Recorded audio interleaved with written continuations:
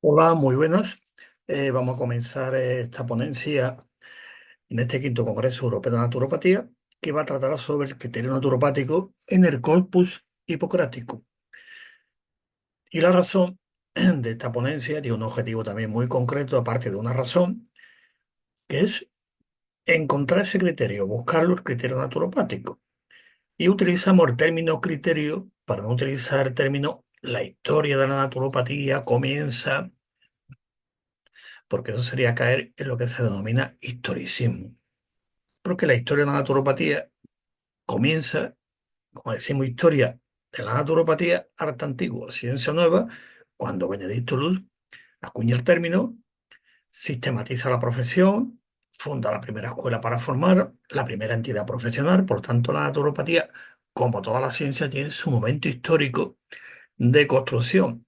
Lo que hay antes, pues podemos hacer un abuso de la historia y decir la historia de la naturopatía europea comienza en Grecia con tal Hipócrates, todo eso. Pues sí, eso sería hacer historicismo y da lugar después a problemas de interpretación, porque cada contexto histórico tiene su forma de entender también la salud y su forma de aplicarla también.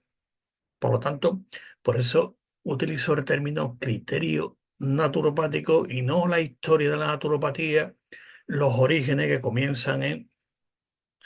He hecho esta aclaración que es importante para, digo, no caer en ese historicismo, porque podía ser también, a veces por exceso de entusiasmo, decir, bueno, pues la naturopatía empieza aquí. El primer naturópata fue el siglo tal, en el año 2000 antes de Cristo. Bueno, pues eso justificarlo es muy complicado. Así que por eso voy a utilizar términos criterios.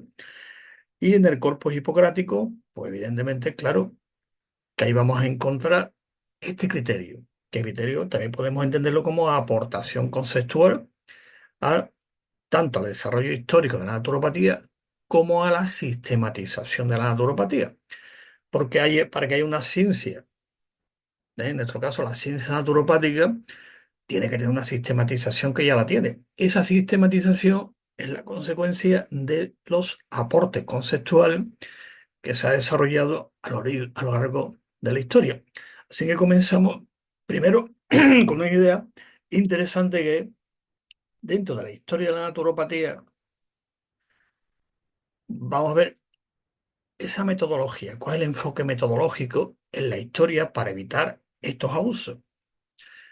Esos abusos al final y hoy en día, como bien, creo que todos hemos escuchado, pues se ha puesto también de moda, aparte de las medicinas con tantos apellidos, que ya es una locura, medicina tradicional. Y algunos dicen que la naturopatía las marcan también aquí, no se pueden marcar como tal, porque es una ciencia que está basada en la tradición como toda la ciencia. Lógico, la episteme en que se basa, pues evidentemente en la tradición. Siempre ha sido así, por lo tanto ya hemos dado ese salto, tanto cualitativo como cuantitativo, pero vamos a ver cuál es el enfoque de la metodología que se ha dado, para tener la idea clara de cómo vamos a desarrollar el criterio naturopático en el corpus hipocrático en la Grecia clásica. Bueno, la primera corriente que se le denomina clásicamente en la historia de la naturopatía, le llamamos la corriente marginal. Marginal no significa en el sentido despectivo de la palabra, evidentemente. Marginal significa es como corriente en el sentido filosófica en la que se basa después, evidentemente, la ciencia naturopática, porque si es ciencia, siempre digo lo mismo, es imposible que haya ciencia si no hay filosofía, ¿eh? Digo, por el debate histórico clásico. Por lo tanto, la corriente marginal es la que considera el estudio de la salud en su vertiente natural, que es el objeto formal del estudio de la naturopatía, porque toda ciencia tiene un objeto formal de estudio y un objeto material de estudio. El objeto material de estudio, como naturopatía, lo compartimos con las demás ciencias de la salud, y un objeto formal propio. Si no hay objeto formal propio, no hay ciencia. Sería una rama de, una especialidad. Por lo tanto, como hay un objeto formal de estudio, esta corriente marginal lo considera ese objeto de estudio parte de otras preocupaciones intelectuales. Es decir, que la salud sería una cuestión de reflexión filosófica. Oye, interesante, porque es un punto de partida necesario. Si no, no hay ciencia. ¿De acuerdo? Por lo tanto, esa filosofía después se lleva a la práctica y como tal constituye un movimiento, movimientos clásicos que se llaman movimientos pro salud, movimiento naturista, movimiento higienista, vegetarianismo, todos esos movimientos que lo que buscan es poner en práctica toda una filosofía, es decir, una manera de entender la vida. Por lo tanto, en- esta corriente, pues sí, necesaria como marco, incluso marco conceptual de la naturopatía. La salud, al alcanzar ese estado óptimo de salud, que es el objetivo de la naturopatía, pues forma parte de esa concepción global de la vida, con sus postulados, con sus ideas, con sus reglas. Y aquí en estas corrientes pues estarían por las grandes filosofías que contemplan el recto vivir, desde el pitagorismo clásico, taoísmo, budismo, como he dicho antes, naturismo, higienismo y todos los ismos con sus correspondientes plasmaciones sociales y movimientos sociales, ¿eh? que intenta primero llevar esa actitud ante la vida llevando como referente el marco natural, y sin olvidar también el aspecto educativo, formativo y pedagógico. Bueno, es un marco conceptual importante. Ahora bien, esto tiene algún problema metodológico, pues sí, aquí lo tenemos. ¿Qué es lo que pasa? Que es un marco conceptual, evidentemente después hay que desarrollarlo. Hay que desarrollarlo, por tanto, pueden generarse principios, explicaciones, incluso hasta prescripciones de intervención, pero se quedan solamente, exclusivamente en el plano filosófico, ¿vale? Pero eso no significa que evidentemente, como digo, no sea necesario. Por lo tanto, es una dimensión fundamental, ¿eh? De cual la naturopatía, evidentemente, está, se alimenta de ella. Permítame la expresión. Es el marco conceptual y el marco conceptual evidentemente es filosófico. Después pasamos al método y el método ¿cuál es? Científico. La ciencia es un método. Para cuando ponemos la ciencia lo convertimos en entidad. Lo que se dice en filosofía la causidad de la cosa. Hay un constructo, le decimos la ciencia y parece que es algo. No es algo. Es simplemente un método. ¿Eh? La filosofía busca, entre otras cosas, desarrollar todas estas ideas mediante el análisis y después ponerlo en práctica. En este caso concreto, estamos viendo la corriente marginal como movimiento social, como movimiento, se llamó, por una vida más natural. Bien, pero hay que pasar después al método científico y contrastarlo, y a partir de ahí se convierte en objeto formal de estudio y ya pasar a ser ciencia.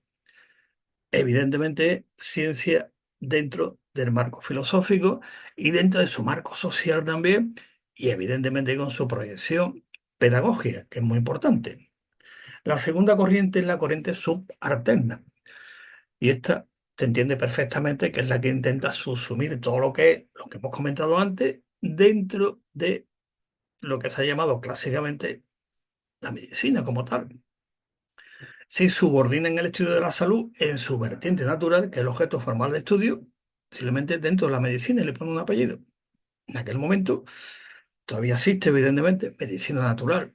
Bueno, los que definen esta corriente consideran que el naturismo como filosofía de vida de la salud y la naturopatía como ciencia, tecnología, praxeología, que lo de completo como sería, tiene que estar subordinada al campo de estudio de la medicina. Y de ahí viene todo, medicina natural, medicina alternativa, medicina complementaria. Ahora le llaman también medicina tradicional, intenta subsumirlo. No, pues se puede, porque es una ciencia y tiene un marco conceptual.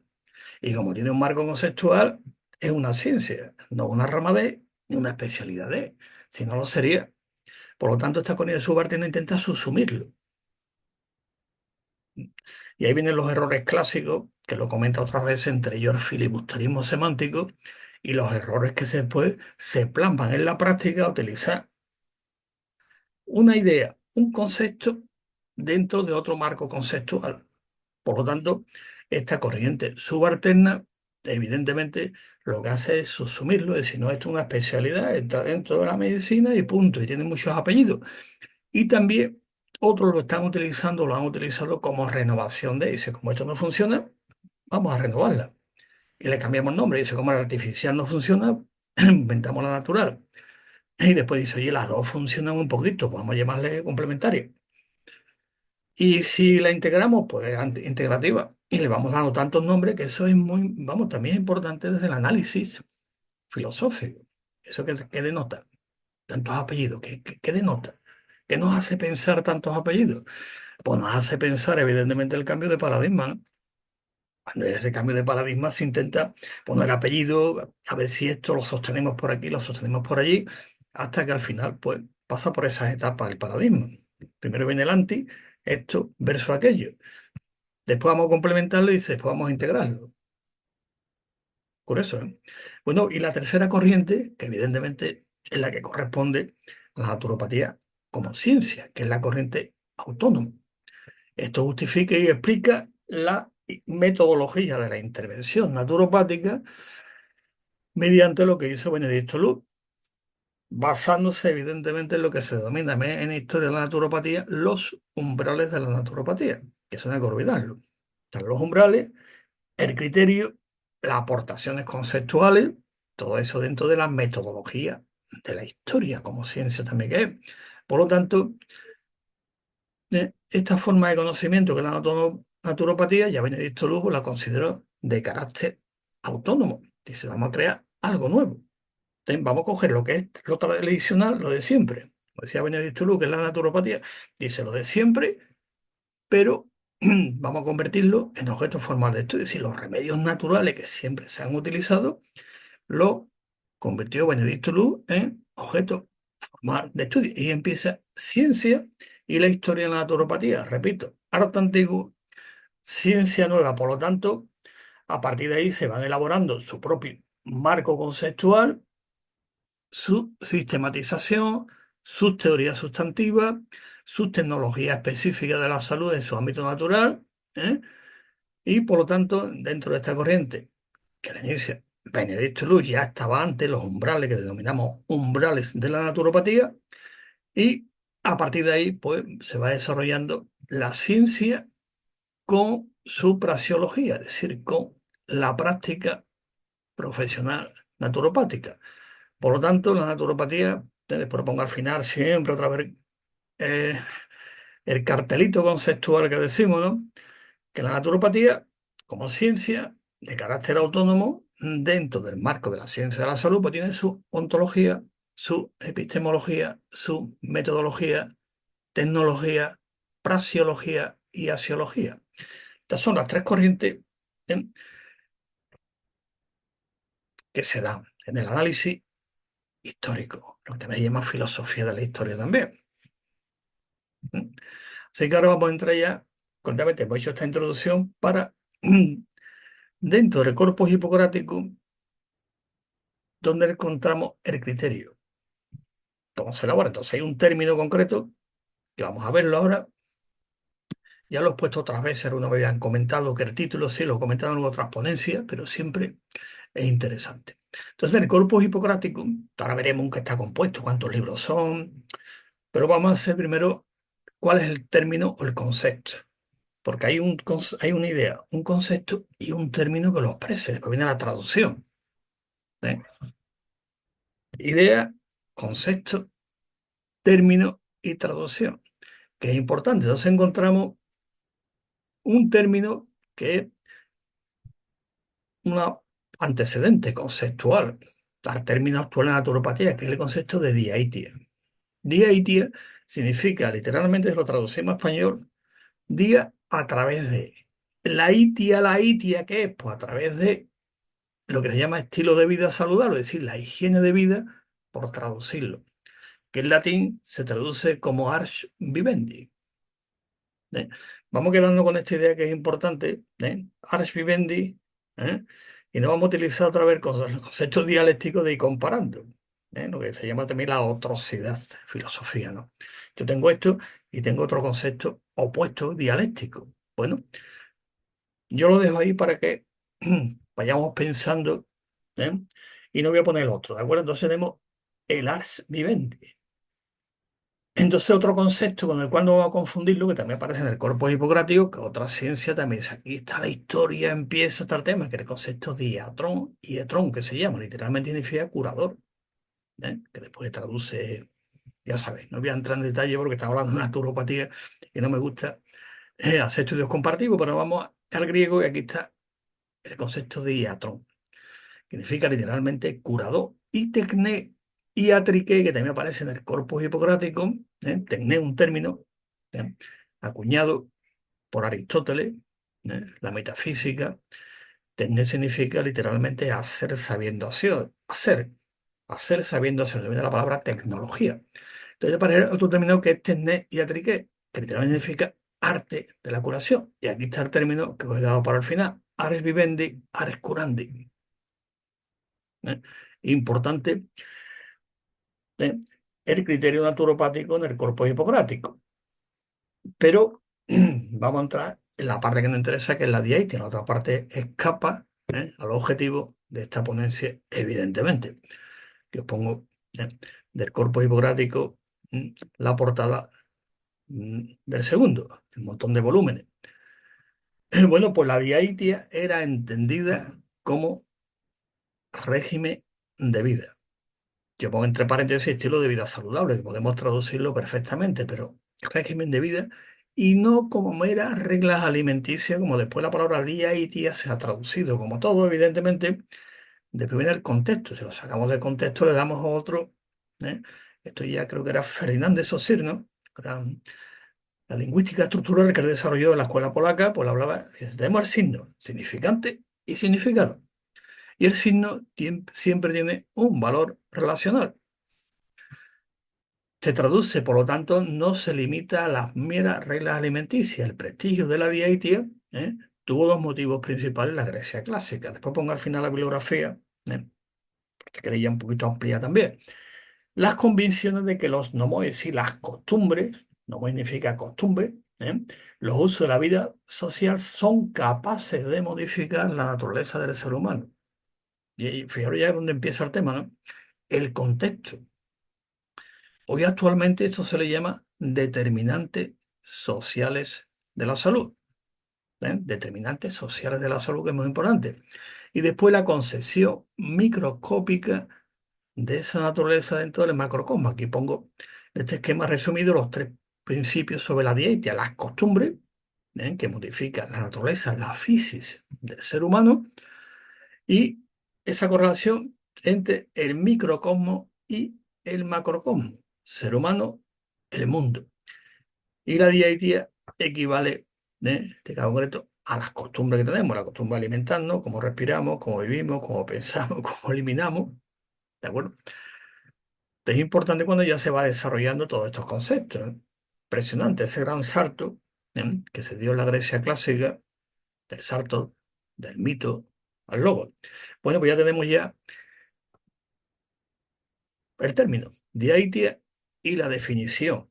Evidentemente aquí encontramos ya el criterio naturopático, porque esto actualmente lo tenemos muy asumido, porque después todo esto va pasando, ahora veremos después el tema, a la cultura árabe pasa después a Europa, otra vez cuando cae el Imperio Romano, a través de Casiodoro va entrando también, sí, que todo el corpus hipocrático se recoge, y al final pongo un ejemplo interesante, pero ya tenemos el término diaetia, lo que significa la conceptualización. Por lo tanto, ¿qué forma parte de la diaetia? Como se recoge en el corpus hipocrático: la alimentación, los ejercicios, la actividad profesional, la peculiaridad del país y las costumbres sociales. Interesante, ¿eh? Que el enfoque, y aquí pongo un esquema sobre la diabetes, higiene de vida, pues después lo veremos lo que son las reinos naturales, que forman parte del corpus canónico también, de la diabetes. La diabetes, pues se basa en las reinos naturales que veremos después. Es muy interesante. Aquí el esquema para que lo vayáis viendo. ¿eh? Y qué forma cada una de ellas. Todo muy bien recogido en el corpus hipocrático. Por lo tanto, la diaetia, estos son los 5 elementos que forman la diaetia. Fija. Y sigo utilizando el término griego, no lo he traducido todavía. ¿De acuerdo?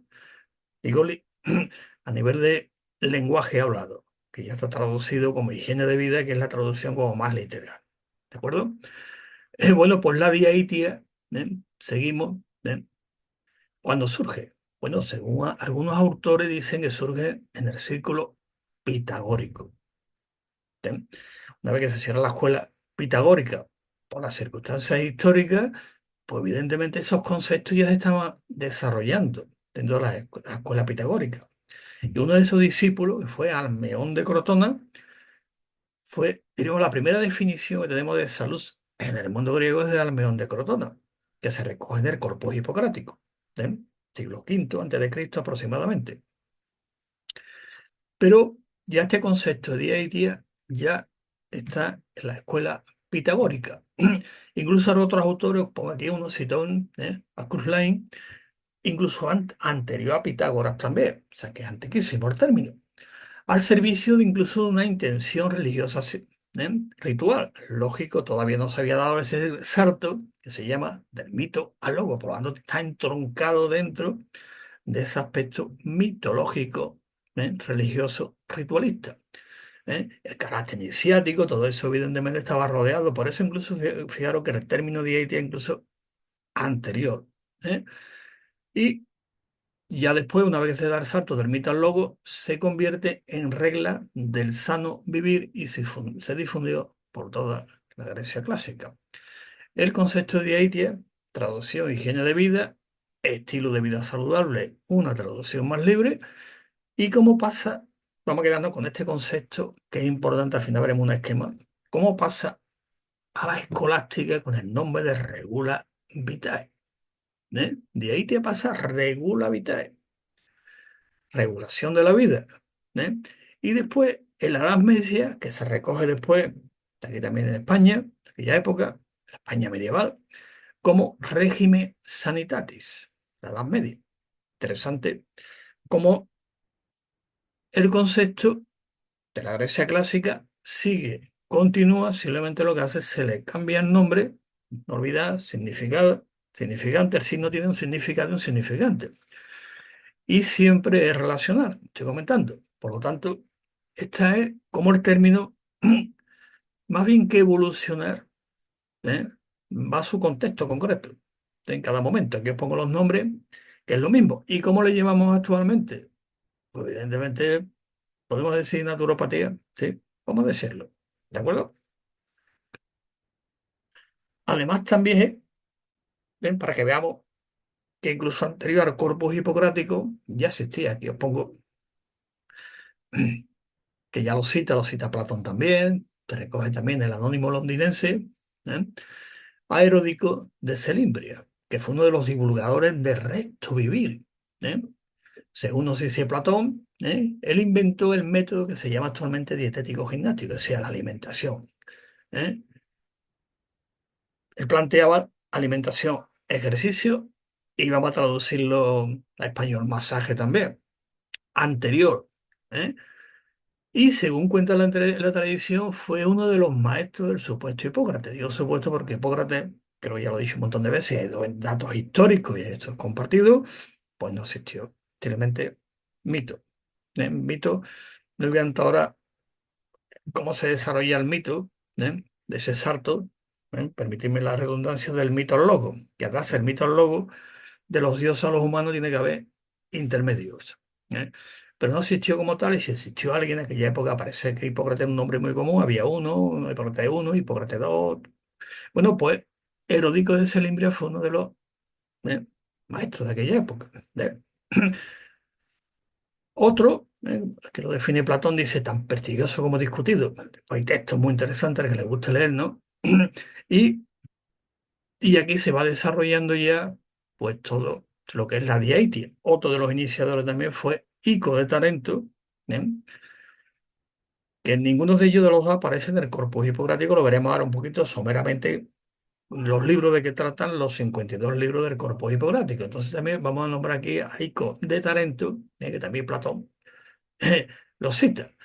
Y así empieza la diaetia, y en este contexto fueron compuestos los varios escritos del Corpus Hipocrático que hablan de la diaetia. Hay otros libros que no hablan de la diaetia, ¿de acuerdo? Pero para enmarcarlo bien, vamos a ver los 52 libros, sin, someramente, de qué trata cada uno de ellos. Por lo tanto, ya tenemos otra idea. Tenemos la idea de Diaetia, clave. Segundo, la definición en aquel contexto histórico y cuándo empieza, o por lo menos de dónde viene, que es importante también. En aquel momento, como usted ya ya el resto vivir, cómo se hace, por alimentación, ejercicio, ¿eh? Lo que después se denominó las res no naturales. Por lo tanto, mantener el equilibrio corporal, anímico, incluso la conducta, como vivimos en nuestra sociedad, cómo manifestamos nuestros hábitos. Esto era en aquel momento, y yo creo que podemos reactualizarlo, es imprescindible para conseguir un buen estado de salud. Y después hay una serie de factores que influyen. Es decir, hay que tener en cuenta lo que se denomina las res no naturales, que fijaros que puede ser una traducción paradójica al español, ¿no? Las 6 cosas no naturales. Bueno, porque había que eran las naturales, que eran entre ellos los humores, ¿no? Tiene su nombre, después pasa a la Edad Media también con otro nombre, pero el término, después ya en latín, o sea, el término está latinizado, como podéis observar, sec res no naturales, 6 cosas naturales, ¿cuáles son? El aire y el ambiente, comida y bebida, trabajo y descanso, sueño y vigilia, excreciones y secreciones y reacciones anímicas. Eso condiciona el estado de salud de la persona, como se recoge en el Corpus Hipocrático. Vaya, interesante. Bueno, pues ya estamos aquí, ya tenemos ya prácticamente un criterio, y ese criterio le denominamos el criterio naturopático en el Corpus Hipocrático. Se recoge perfectamente, que sí. Por lo tanto, forma parte este criterio dentro de la historia de la naturopatía. Y tenemos em- está hecho ya en el medievo. No es que le hicieran la foto a Erico de Selimbra, Erodico de Selimbra en aquella época, ni lo dibujaron, pero bueno, lo he puesto aquí para que recordar cómo es la trayectoria histórica y cómo el ser humano busca ese estado de salud continuo y como podemos observar, hay toda una metodología ya anterior al siglo V antes de Cristo. ¿De acuerdo? Bueno, ahora vamos a proseguir. ¿Y qué papel juega la diabetes en el cuerpo hiporático? Bueno, según los autores ¿eh? que escribieron sobre diabetes, te pueden recoger, yo he puesto aquí 3 ideas. Primera, aquello en que la diabetes era lo único que se utilizaba para recuperar la salud. Otro, ¿eh? La base de un tratamiento enérgico, medicamentoso o quirúrgico.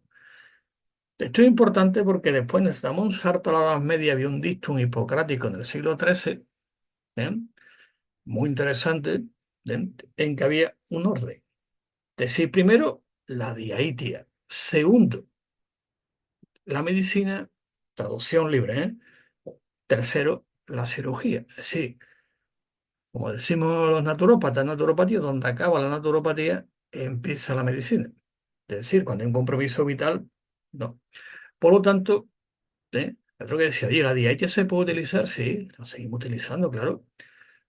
Así que me voy a remitir a este dictum hipocrático del siglo XIII que ve en Europa, que es primero la diabetes, estilo de vida, lo que hacemos.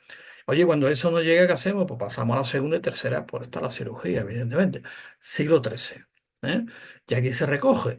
Entonces la diabetes para sano se recoge en varios libros, entre ellos sobre la dieta, ahora lo veremos en griego el nombre y la traducción al latín.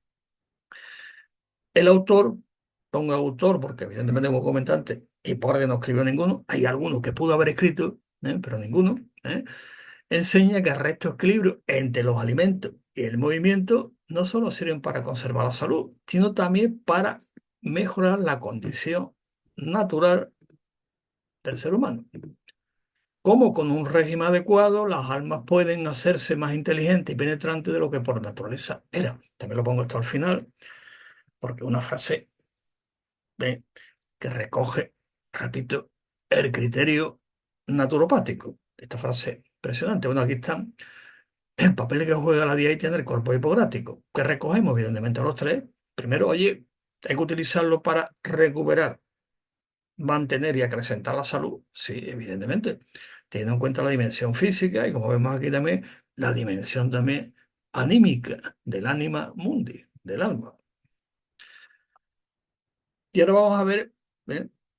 Una vez que hemos hecho este recorrido, ¿dónde se recoge la diaetia? Pues hay 52 libros que se denominan Corpus Hipocrático. No se le abran las obras de Hipócrates. Después viene la imagen, la imaginería, todo eso se va viendo, pero bueno, no existió, pero había que crearlo. Tiene su razón de ser.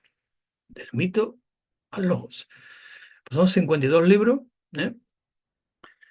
Que se recoge, ¿eh?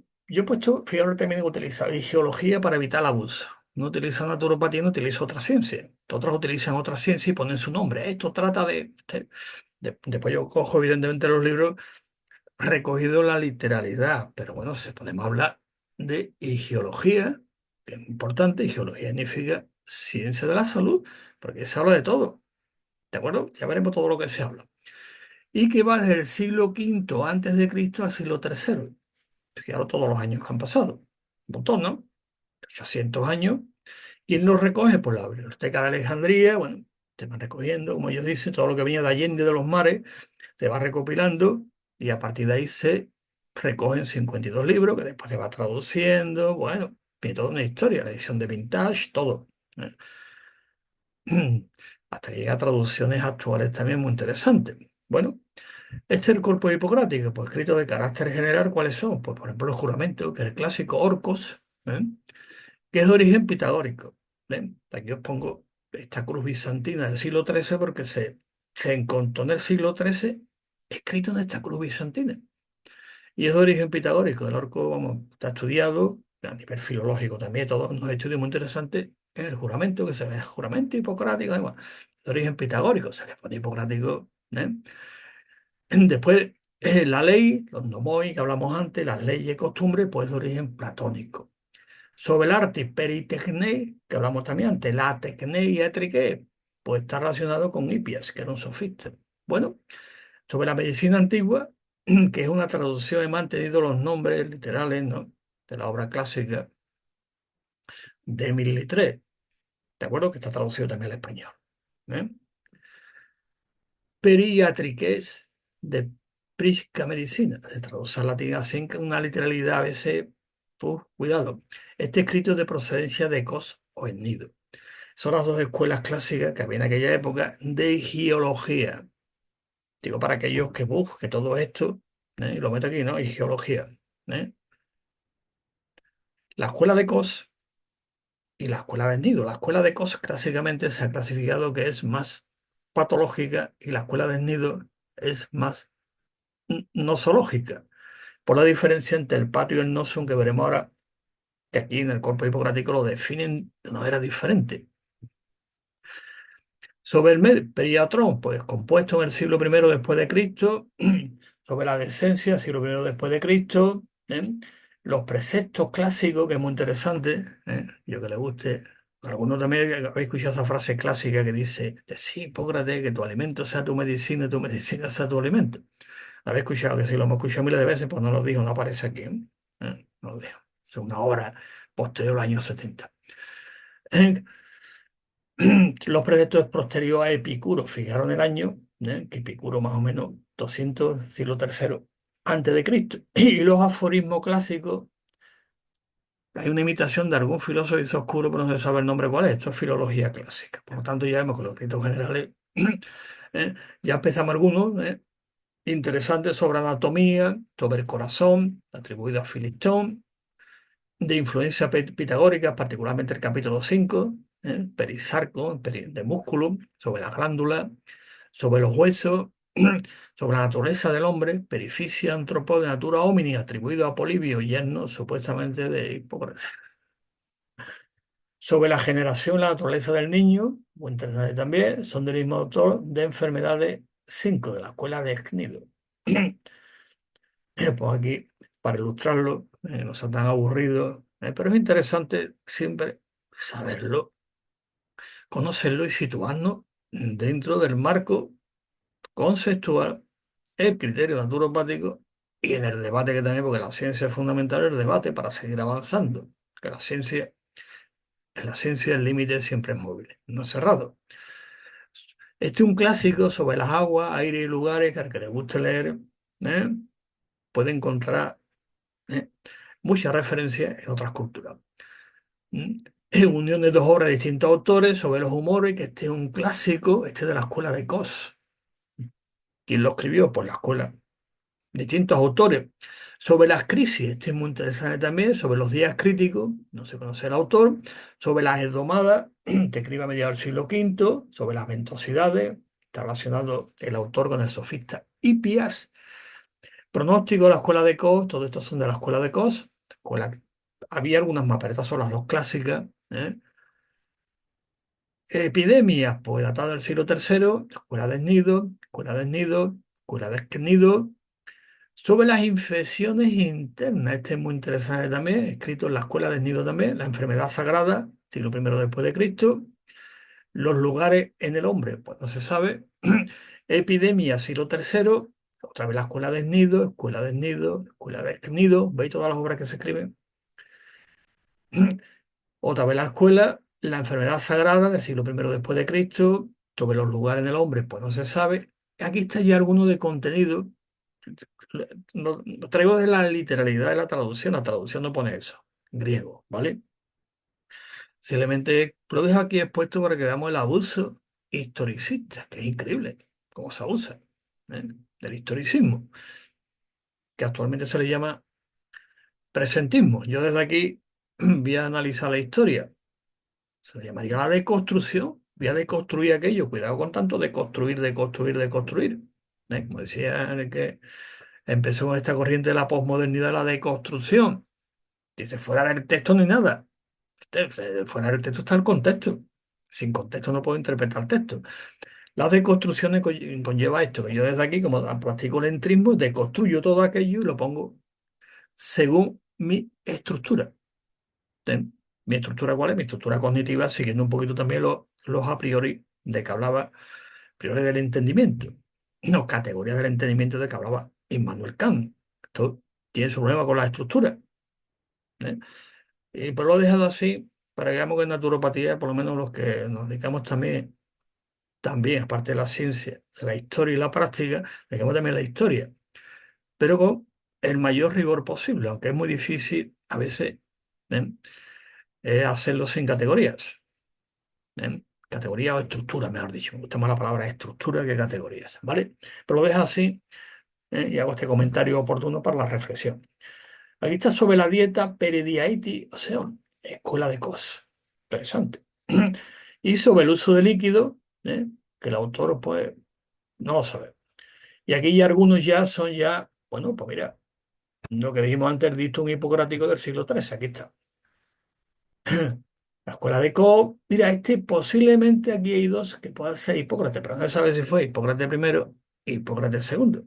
Claro, si Hipócrates era médico, padre de la medicina, lo había escuchado, ¿no? Bueno, entonces también la naturopatía se basa también en Hipócrates, tampoco, ¿no? No, estamos hablando de criterio. En todo caso, esos supuestos, Hipócrates primero o segundo, los que había eran, el término griego es peridueta. Tradúzcanlo ustedes a español. Tal cómo traducir la palabra peridueta. ¿Eh? Sobre la fractura, hay dos posiblemente, escuela de Cos, sobre las úlceras, ¿eh? Sobre las hemorroides también está muy interesante. Sobre las fístulas, ¿eh? Que os pongo para ilustrarlo ahora un texto. Uno sobre la visión también, muy interesante. Pongo aquí bibliografía. ¿Eh? También es muy interesante, aunque también arriba dejo la literalidad histórica con el comentario que ya he hecho antes del historicismo sobre las vírgenes, descrito la escuela de Nido, escuela de Cnido, otra vez la escuela, escuela, ¿eh? ¿Veis? Las dos escuelas. Y un momentito, aquí está. Vamos a darle para atrás un momentito que se ha ido. Compartimos otra vez por aquí, efectivamente. Y dentro de este tema es importante las dos escuelas, porque he visto que la mayoría, escuela de Cos, escuela de Nido, ¿eh? Terminamos con esta parte, aquí está. contenido sobre la visión y con el... Hay otro más sobre la lente que a veces si incluimos uno más o no lo incluimos, que es el número 53. No lo incluyen también. Por eso lo he puesto en que haría poder 52, pero también lo hay. La naturaleza de la mujer sobre la enfermedad, sobre la embriotomía, fijaos la traducción, aquí os pongo, ¿ven? Y aquí, como el concepto de día y día, pero que se va para atrás otra vez, un momentito, aquí está. Fijaos la importancia que tiene el concepto. Estamos analizando. ¿Eh?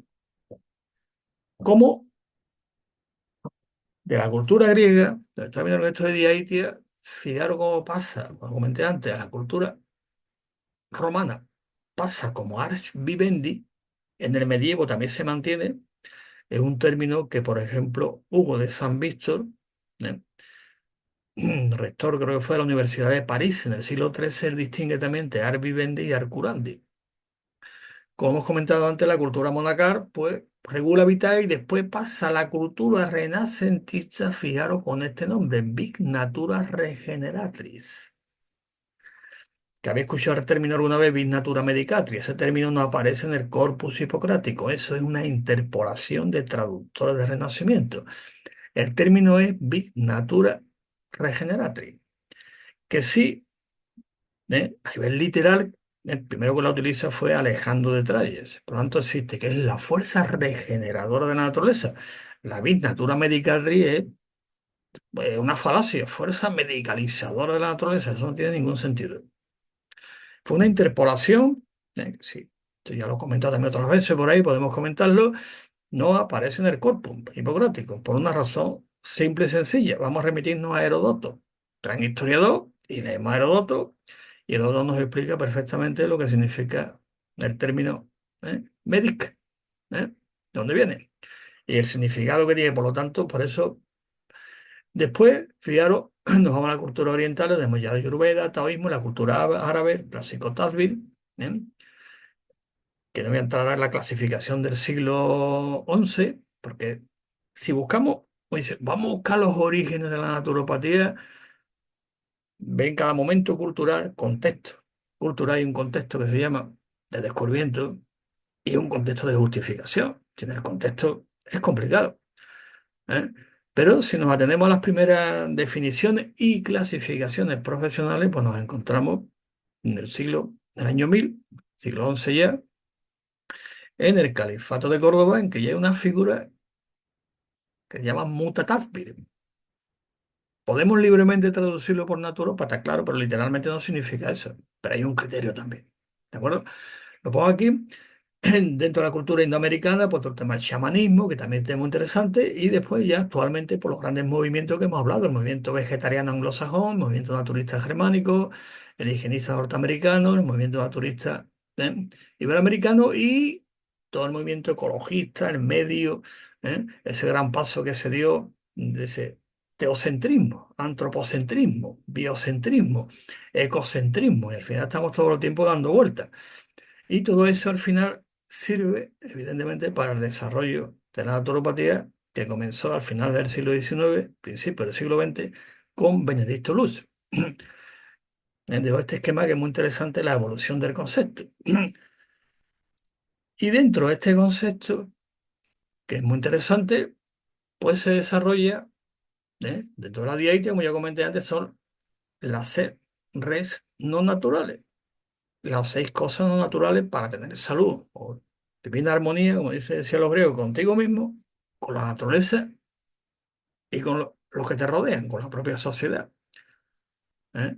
Pues eso también se recoge también, ¿no? En toda la literatura clásica griega dice, uno de los mejores signos de salud es la democracia. Dice que la inventaron ellos, ¿no? Efectivamente. Y dentro de la aplicación de las 6 reinos naturales, como todo el corpus hipocrático, evidentemente, como comenté antes, pasa lo árabe, la cultura, después pasa a Europa. Después de caer el Imperio Romano, pues a través de Casiodoro se va recogiendo entonces para una aplicación práctica de las sendas no naturales. Vamos a coger a Benjatima. La Benjatima era almeriense, era almeriense y le cogió en aquella época la famosa peste, epidemia de peste del siglo XIII. Decir que la Benjatima era naturópata, pues es el abuso del lenguaje, como comentado antes. ¿Eh? ¿De acuerdo? Lo digo con la literalidad que implica.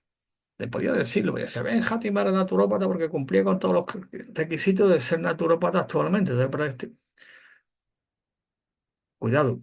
Vamos a citarlo y que es lo que decía, mira, ¿cómo él aplicaba? Decía, oye, ¿cómo hacemos nosotros esto con esta epidemia aquí? Ah, pues está en la sangría, si en aquello, y dice, oye, ¿qué hacemos? Vamos a aplicar las enrenos naturales. Está hablando del siglo XIII. Decía, el aire con perfume y fumigaciones de mirto y álamo oriental, rociando las habitaciones con agua de rosas mezcladas, con vinagre. Las manos deben lavarse frecuentemente, rociarse con perfume agrio, ¿veo, no? Que debe lavarse, como decía, con esencias refrescantes de limones rosa y violeta. Después de fumigar la habitación con sándalo mezclado con aloe, vaporizar con agua de rosa y evitar todo lo que produjera calor. Interesante la aplicación, ¿eh? Siglo XIII estamos hablando. Viento del sur, estufa y brasero. Siglo XIII. Repito, si queréis poner la etiqueta que era naturópata, si hay que ir a ver dónde estamos y quién somos, pues se la podemos poner. Pero cuidado que eso sería simplemente lo que sería la etiqueta. ¿Vale? ¿De acuerdo? ¿Qué le ponemos? Significado significante. ¿De acuerdo? La historia es así. Pero es interesante que aquí también esto es el criterio naturopático. Así podemos decir, ¿hay criterio naturopático del cuerpo hipocrático? Sí. ¿Tenemos el criterio naturopático que se puede recoger de más cultura? Aquí lo tenemos también. Siglo XIII. Movimiento, reposo, vida tranquila, no fatigarse, no acalorarse ni respirar deprisa. ¿Que no suena esto? Suena que sí, pero bien, bien, bien que no suena. Criterio naturopático. Alimentos y bebidas. Conviene no cambiar de régimen. Recomienda, al igual que otro también, al Sucuri, una serie de alimentos y bebidas siguiendo la diaitia y Avicena. Interesante. Sueño y vigilia. Conviene dormir en sitios ventilados y lo habitual, la siesta no es mala, añade. Interesante. Sueño, evacuación y estreñimiento. Pues evidentemente tomar alimento para evitar el estreñimiento al que da gran importancia. Evidentemente en naturopatía sabemos el monitorio la importancia que tiene. Todos lo han dicho. Y ahora ya con la base científica, la microbiota, bueno, y tiene base científica, pero estamos hablando del siglo XIII, ¿no? Y reacciones anímicas es conveniente la alegría, pero sin excitación ni tristeza. Bueno, es una aplicación práctica. ¿eh? Vamos de la Grecia clásica, que también se aplicaba, evidentemente, y nos vamos al siglo XIII, la epidemia famosa de peste que hubo, ¿no? Y como Ben Játima decía, mira, pues vamos a aplicar las sendas naturales y vamos a hacerlo. ¿eh? Funcionó, esa cuestión de análisis histórico. ¿eh? ¿Cómo es el enfoque? ¿Cómo se hace? Nos suena un montón, que sí. Bueno, pues esta es una aplicación práctica de las res no naturales que subyace. Por lo tanto, aquí traigo otra vez la frase que comenté al principio, que es muy interesante, ¿eh? En el libro sexto, ¿eh? Para reflexionar, ya estamos llegando ya al final, para reflexionar, con un régimen adecuado las almas pueden hacerse más inteligentes y penetrantes de lo que por naturaleza eran. Y cuando hablo en régimen, ¿se acuerdan que hablamos también, la Edad Media también, aquí en España, ¿no? Régimen sanitati, que es muy importante, régimen como estilo de vida. Así pues, la diaitia, ¿eh? En su sentido original, estaría en los orígenes históricos, no historicistas, ¿eh? De la naturopatía como ciencia de la salud. Y aquí os pongo lo que hablaba al principio de las tres grandes corrientes de todo el tema. Naturopatía es una disciplina dentro de la ciencia de la salud. Digo esto un poquito porque otra vez siempre el debate. ¿Debate cuál es? Pues como estamos cambiando de paradigma, ponerle apellido. Y el apellido, pues también se dice, no, es que la naturopatía, fijaros algunos que pueden decir siempre desde el debate, el respeto, que llama respeto intelectual, el debate es importantísimo. ¿Podríamos decir que la naturopatía es la medicina tradicional europea? No, no. Tiene un criterio, hay un criterio naturopático, en la Grecia clásica, y si nos vamos después al Imperio Romano, Roma, todo lo que es la cultura grecolatina, nos vamos al medievo, sí, claro que hay un criterio naturopático. Y una cosa es el criterio naturopático, que ya lo hemos definido al principio, sabemos lo que es, y otra cosa, empecemos otra vez con el abuso del lenguaje y con... ¿eh? Cuidado, cuidado con los dominios conceptuales.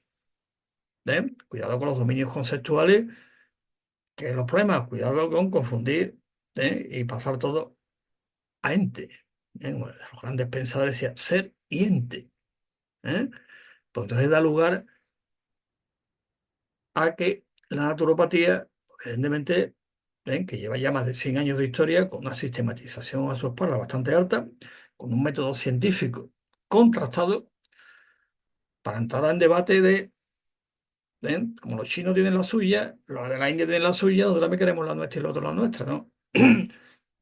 La tradición forma parte de la historia, evidentemente, y el criterio naturopático, pues evidentemente también está en la historia. Concretamente, como aquí hemos expuesto, por lo tanto, la diabetes sí correspondería ¿eh?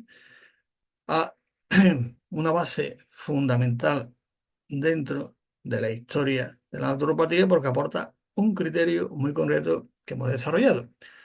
Bueno, pues dicho esto, creo que aquí está la bibliografía, por si queréis ampliar un poquito, la concepción antropológica de la medicina hipocrática, muy interesante, la terapia, la medicina hipocrática de don Pedro Laín Entraro, que este es un clásico, en la transición del antiguo Egipto a la Grecia, que es otra cultura también, el criterio naturopático, en la cultura egipcia clásica, el wedú, eso es impresionante también, pero repito, y aunque algunos digan, ¡guau, qué reiterativo!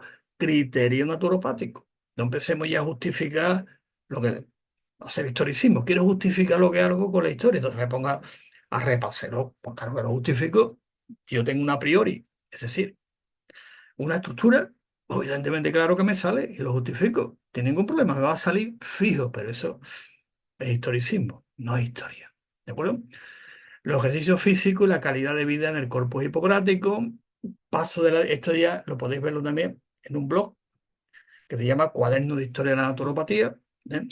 Que aquí os pongo algunos datos, podéis directamente entrar o a través de la página web de colegionaturopata.es, os vais a los blogs y ponéis blog Cuadernos de Historia y podéis ampliar un poquito todo este concepto de IIT que aquí hemos desarrollado.